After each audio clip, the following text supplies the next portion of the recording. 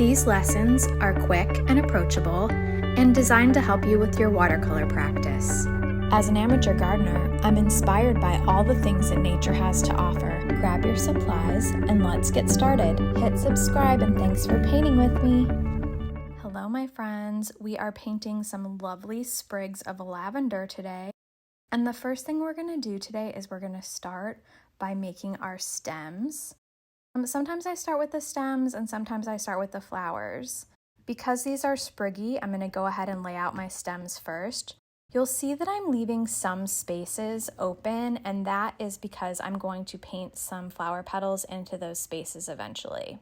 The next thing I'm going to do is I'm going to grab some purple paint, and I'm just going to use my number 6 brush, and I'm just going to start adding some little petals.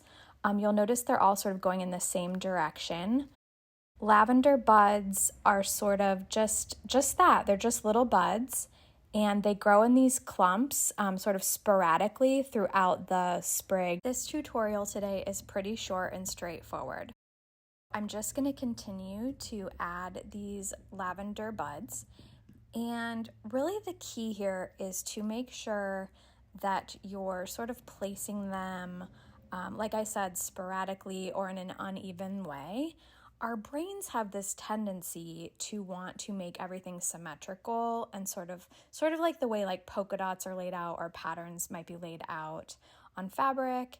And so we really want to channel actual nature here and to be painting our buds in the way that the lavender actually grows so that they don't look super stylized and they look more natural.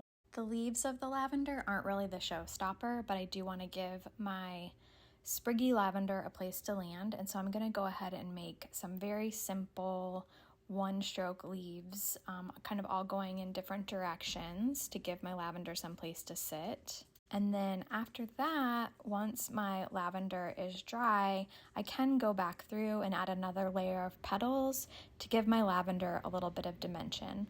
Another thing you could do would be to sort of bring the lavender together at the center when you're drawing out your stems and maybe add a little bow.